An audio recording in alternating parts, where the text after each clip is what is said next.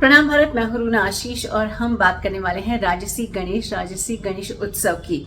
मैं जानती हूं कि गणपति का विसर्जन हो चुका है, उनकी मूर्ति का विसर्जन हो चुका है। गणपति अपना गावाला परत गेले यानी कि अपने गांव की तरफ लौट चुके हैं और ऐसे में सभी लोगों ने भरी आंखों से गले रूंध जाते हैं। ऐसे स्थिति में आके उन्हें विदा किया है। डेफिनेटली आई टोटली अंडरस्टैंड, लेकिन फिर भी कहानियां चलती रहती हैं। फिर भी गणपति बप्पा के विसर्जन, उनकी मूर्ति हो जाने के बाद भी उनकी महिमा चारों तरफ फैली रहती है। इसी वजह से इस सीरीज को मैं कंटिन्यू कर रही हूँ और ऐसे में मैं बात करने वाली हूँ झांसी की रानी लक्ष्मीबाई की, जिनका कि जो विवाह हुआ था वो झांसी में हुआ था। और इसी के साथ कहा जाता है कि झांसी में गणेश उत्सव की शुरुआत हुई।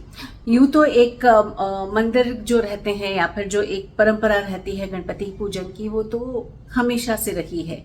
लेकिन जब 19 मई 1842 को गंगाधर राव और झांसी की रानी यानी कि लक्ष्मीबाई, जिन्हें कि मणिकर्णिका पहले कहा जाता था, उनका विवाह हुआ, तो जिस मंदिर में हुआ वही गणपति मंदिर आज भी झांसी के किले में मौजूद है।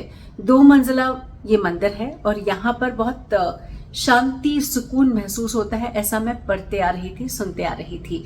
और कहा तो ये भी जाता है कि जैसे ही झांसी की रानी लक्ष्मीबाई, इनका विवाह संपन्न हुआ, ये हर रोज सुबह उठकर सबसे पहले गणपति जी के दर्शन करती थी और फिर अपना आगे राजपाट या फिर जो भी काम हुआ करता था वो शुरू करती थी। जहां तक बात है गणपति उत्सव की, तो आज भी सुनने में ये आया है कि परंपरा तो ये है कि सबसे पहले झांसी के किले में इन्हीं गणपति मंदिर में गणपति की स्थापना की जाती है और उसके बाद बाकी के शहरवासी गणपति की पूजा, स्थापना और सारी अर्चना ये सब करना शुरू करते हैं। यानी कि शुरुआत आज भी उस गणपति मंदिर से होती है जहां पर झांसी की रानी लक्ष्मीबाई ने पहली बार गणपति का विराजमान उन्हें किया था और उन्हें स्थापित किया था। यानी कि देखा जाए तो बहुत ज्यादा इसकी मान्यता है।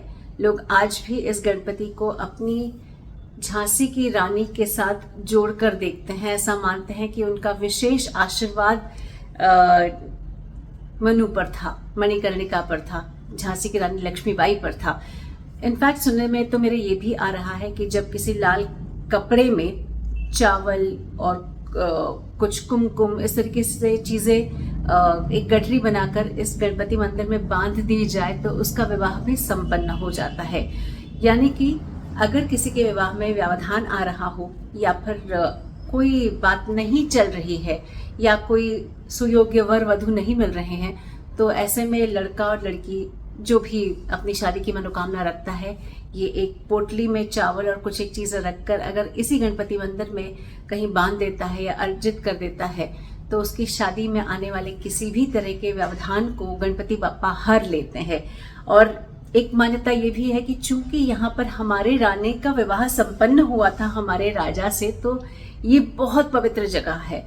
और मुझे ये सुनकर, देखकर, पढ़कर बहुत बहुत अच्छा लगा, एक बहुत आनंद आया और इसीलिए आपको बताने के लिए आ गई हूँ। तो मित्रों, अब मुझे आप बताइए कि आपके घर में गणपति विराजते हैं, कितने दिन विराजते हैं, और जब उनकी मूर्ति का विसर्जन किया जाता है तो आपकी आंखें नम होती हैं या नहीं होती हैं? लिखकर बताइए मुझे। प्रणाम भारत, जय हिंद।